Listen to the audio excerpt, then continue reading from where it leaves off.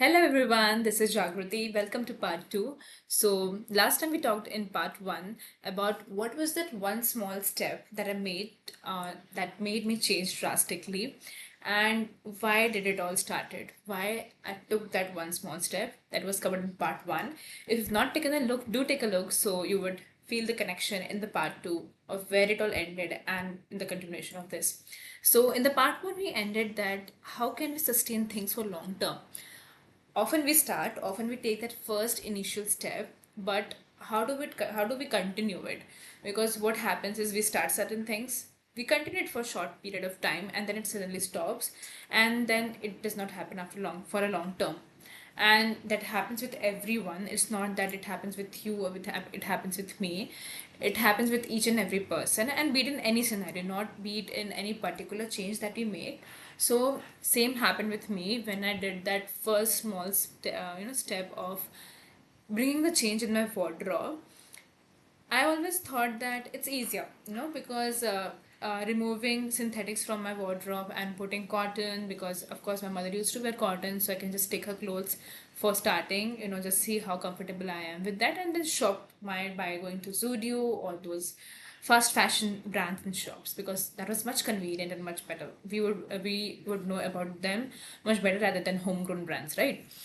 So initially what I did is I opened my wardrobe and I thought, what was that first easiest step to do?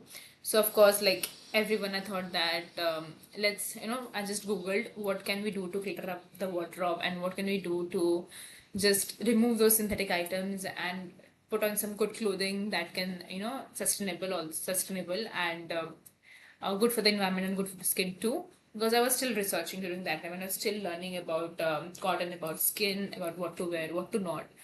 So I just prepared one sheet. I did the bifurcation of shirts, t-shirts, tops, bottoms, whatever things I was having. And then I noted everything, that this many shirts, this many tops, this many bottoms I'm having in my wardrobe. And like we arrange, in store in piles. Like these are the pants, these are the bottoms, these are the shirts. Or many of them, what we do is we keep things in pair that are easier for to wear in next, and we don't have to think much. Or otherwise, what people do is they have kept bottom, they have kept shirts. Now you can pair up, you can mix match. So I usually was the mix match person. I don't keep like I want to wear this with this with this. Anything and everything can change depending on what's the mood of the day. So I did that, but same, it didn't sustain for longer term.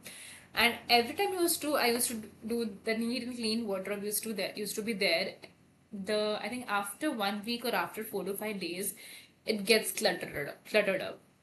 So I thought, now what should I do? What is that one thing that can make this happen and that can make this wardrobe stay for longer term in a neat and clean way?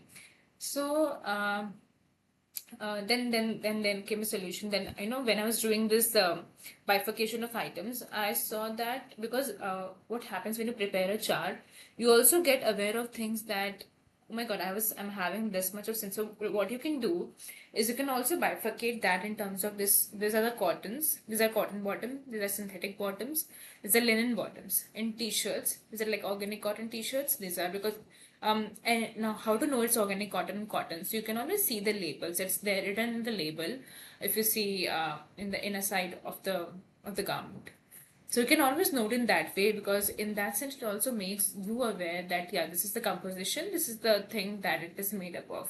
So when you look at the chart in the end, you will see that I'm having this many of polyester, this many of cotton, this many of silk, and blah blah whatever fabric you're having. And you'll become self-aware that, oh my god, I'm not having any handlooms, I'm not having any linens, and I'm not having any cotton, organic cotton in my wardrobe. So is it an issue or is it needed? So you start questioning all those things. But until and unless you don't do this, you'll not start questioning. You will be like, okay, I do my arrangement as I was doing before. I'm arranging in piled up things. I'm arranging in different sorts of ways. But anything is not something is not happening. It's not changing. There is some gap. So this was the thing that I brought in, that that made that clutter thing last for longer term. So it was not getting cluttered now. because now is also because it's not about only clutter, it was also about I became conscious that yes, I'm not having cotton, not good quality cotton I'm having, but it's cheap.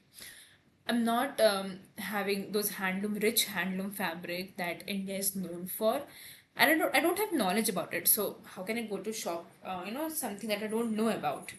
So this is how it all started. But so what made it sustain for longer term was that one small question I did for myself, that what is that one question that I can put in those columns that can make me sustain for longer term and make that change, because it will sustain for longer term if you start asking those questions each and every time you see your wardrobe, go to purchase to any shop. So that will be there in your mind that yes, I want to ask what is the material, I want to ask where did I buy from, what shop it was, which locality it was. Go in and out in detail how much you can, because that will bring a change. Going to details, being curious, brings that change much more in an easier way rather than just going on up and top of things. So yeah, this was how it happened. And I think after that, after clothing, what was next was food. Because I used to love sweets. I was like a chocolate lover person. I used to love pastries, chocolates, and whatnot.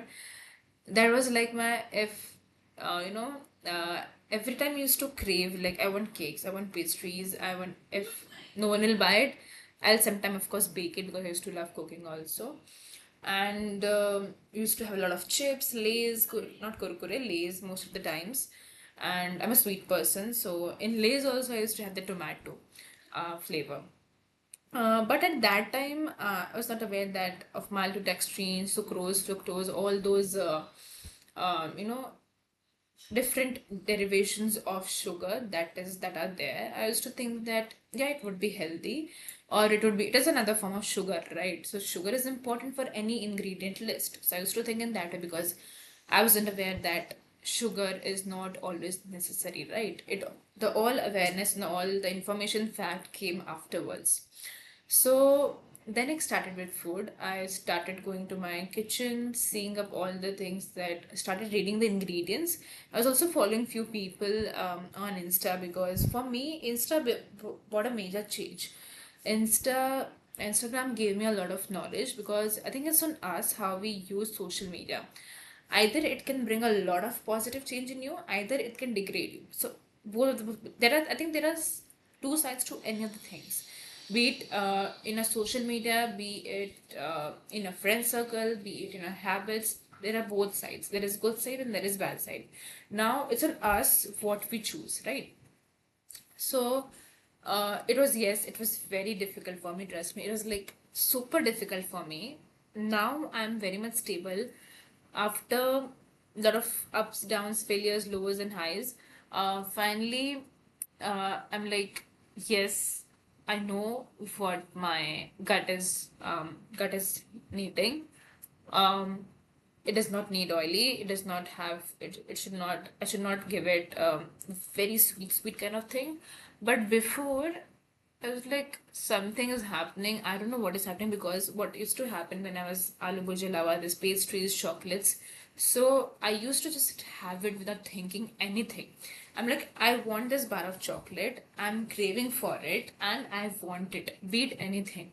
And some people you would see that they're lovers of this peanut butter, but in that peanut butter, there's nothing like peanut butter. It's majorly palm oil, right? So but that awareness also was not there before. I also used to love those chocolate spreads and peanut butter.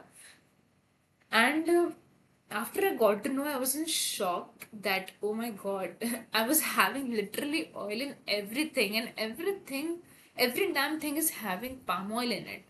So how this industry has marketed things in a totally different way, that it has made your mind made embedded in your mind that it's healthy, it's full of protein, it has a lot of benefits, but nothing sort of these things are there in that.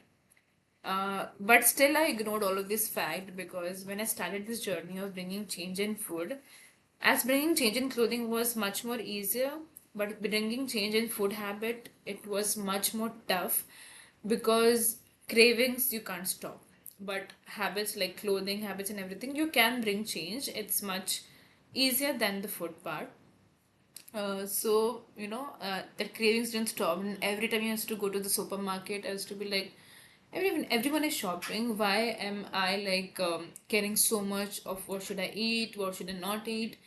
Why does it matter to me so much? I started questioning that. Like, is it really important? Am I doing good? Or am I thinking too much? Of course, at every like these questions would come in our mind that when we use when let's say because I started with the change first, and then once that change came in me, I started to tell other people in my family members, in my friend circle, and everyone, because of course if there is some positive change, I would love to share that.